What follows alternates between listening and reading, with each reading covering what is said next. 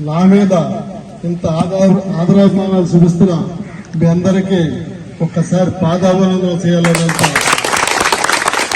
ఇదిగా ఉంది నాకు. మీరందరూ నా మీద చాలా విశ్వాసం చూపిస్తున్నారు. మీ అందరి అడుగుజాడల్లో నడపడానికి నా సాయశక్తుల నేను ప్రయత్నం చేస్తాను. అది కూడా కాకుండా మీ అందరినీ నా ఫ్యామిలీ మెంబర్ కింద నేను చూసుకుంటానని మీ అందరికీ తెలియజేస్తున్నాను. నేను అతి సామాన్యమైన కుటుంబం నుంచి వచ్చాను. అంచెలంచెలుగా కష్టపడి ఎదిగి ఒక స్టేజ్కి తీసుకొచ్చాం, ఒక స్టేజ్కి వచ్చాం ఫ్యామిలీ అంతా. అలాంటి పరిస్థితిలో మా ఫ్యామిలీ అంతా సెటిల్ అయిపోయింది, అందరూ సెటిల్ అయ్యారు. నేను కూడా ప్రజాసేవలోకి రావాలనే ఉద్దేశంతో రాజకీయాల్లోకి రావడం జరిగింది. అంతకుముందు నాకు రాజకీయాలంటే కానీ ఈ ఓట్లాడుకుంటే కానీ ఇష్టం ఉండేది కాదు. అది మనం కూడా ఏదో ఒకటి చేయాలనే ఉద్దేశంతో నేను ఈ రాజకీయాల్లోకి వచ్చాను. కానీ నాకు చంద్రబాబు గారు, లోకేష్ బాబు ఇచ్చిన హామీతో నేను మీ అందరినీ రిక్వెస్ట్ చేసి నాకు సీట్ కన్ఫర్మ్ అని నాకు కూడా తిప్పుకొని ఈవేళ నాకు సీట్ లేదని చెప్పడం నాకే ఇబ్బందిగా ఉంది. అయినా మన నాయకుడు నారా చంద్రబాబు నాయుడు గారు ఈ రాష్ట్ర భవిష్యత్తు గురించి, మన పిల్లల భవిష్యత్తు గురించి, తెలుగుదేశం పార్టీ గెలవడం అనేది, ఆయన ముఖ్యమంత్రి అవడం అనేది చాలా అత్యవసరమైన, చాలా అవసరాన్ని గమనించి ఈరోజు జనసేన పార్టీ తోటి, బీజేపీ తోటి కలిసి ప్రయాణం చేయడానికి నిర్ణయించుకుని ఆ కారణంగా మన సీటుని జనసేన పార్టీలో కందుల దుర్గేష్ గారికి ఇవ్వడం జరిగింది. ఆ విషయం నాకు ముందే లోకేష్ బాబు మెసేజ్ చేయడం కూడా చేశారు. చేసి అన్న మనంతా కలిసి ఓ టీం వర్క్ చేసుకున్నాం, అక్కడ దుర్గేష్ గారికి ఇవ్వడం జరిగింది, మీరు ఆయన గెలిపించమని నాకు ఒక సందేశం ఆయన పంపించారు. ఇది అందరికీ నేను తెలియజేయలేదు, కానీ తెలియజేసి ఉండాల్సింది. అలాగే నిన్న మొన్న 4 రోజుల నుంచి కూడా స్టేట్ కమిటీలో చంద్రబాబుతో ఉండే పెద్ద నాయకులు వచ్చి నన్ను కలవడం కూడా జరుగుతుంది. ఇక్కడ ఉన్న పరిస్థితులన్నీ వాళ్ళు గమనిస్తానే ఉన్నారు. ఇక్కడ నెగ్గిస్తాడా, ఓడిస్తాడా, ఈ మూర్ఖుడు ఏం చేస్తున్నాడు అనేది వాళ్ళంతా ప్రతిరోజు ఇంటెలిజెన్స్ రిపోర్ట్లు వెళ్తున్నాయి. ఇంటెలిజెన్స్ కూడా నాతో మాట్లాడుతున్నారు. కానీ అతి త్వరలోనే ఒక నిర్ణయం తీసుకుంటాం కూడా హైకమాండ్ జరుగుతుంది. ఆ నిర్ణయం మనకి ఫేవరబుల్ గా ఉంటే మనమంతా ఆ నిర్ణయం ప్రకారం మన అధినాయకుడు అడుగుజాడలో నడిచి కందుల దుర్గేష్ గారిని నెగ్గించడానికి శక్తి విషయం లేకుండా మనం ప్రయాణం చేయాలి. ఎందుకంటే ఇది మన భవిష్యత్తు కాదు, మన ఎదురు ఫ్యూచర్, బిడ్డల భవిష్యత్తు అంతా దీని మీద ఆధారపడి ఉంది. మనకేదైనా అన్యాయం జరిగితే మీ అందరి సలహా మేరకు ఏ నిర్ణయం తీసుకోవాలో నెక్స్ట్ వీక్ మనం ఆలోచించుకుని డిసిషన్ తీసుకుందాం. మీరంతా నాకు ఇంత అభిమానం చూపిస్తాం.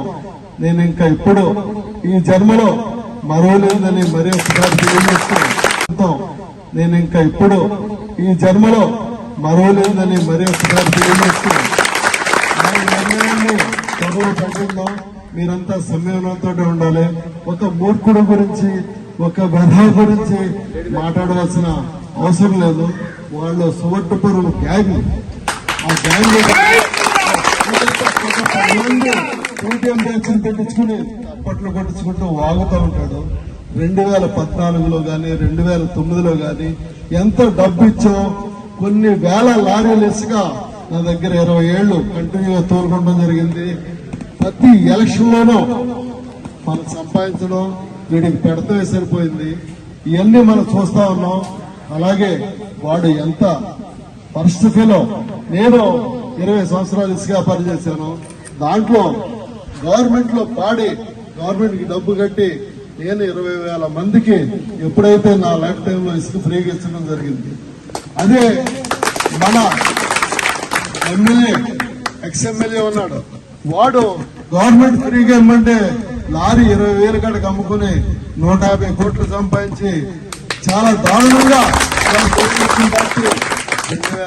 2019లో ఓడిపోవడానికి మెయిన్ కారణం అయ్యాడు.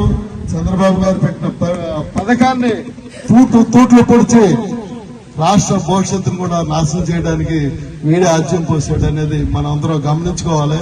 ఫ్రీస్కి డబ్బు కమ్ముకున్నాడు. డబ్బుకు పాడి నేను ఫ్రీగా చాలా మందికి ఇవ్వడం జరిగింది.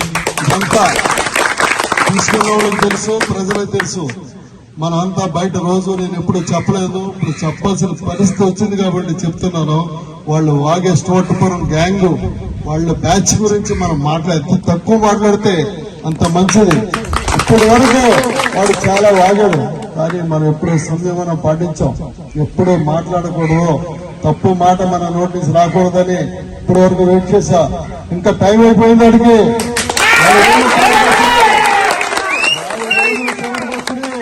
వాడికి ప్రాతకాల కనపడుతుంది మొహం మీరు అబ్జర్వ్ చేయండి.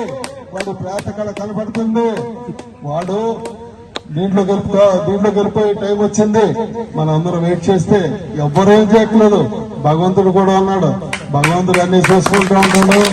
మనం ఒక్క పిలిపిస్తే చాలు వాడు ఏమవుతాడో మనందరం గమనించుకుందాం. మన నైత్యం అది కాదు, మనల్ని మంచితనాన్ని మూర్ఖత్వంగా తయారు చేస్తున్నాడు. దానికి కూడా మనం రెడీ అవుదామని మీ అందరికీ ఒకసారి తెలియజేస్తూ అందరికీ మరొక్కసారి పాదావలను చేస్తూ ధన్యవాదాలు తెలియజేస్తాను.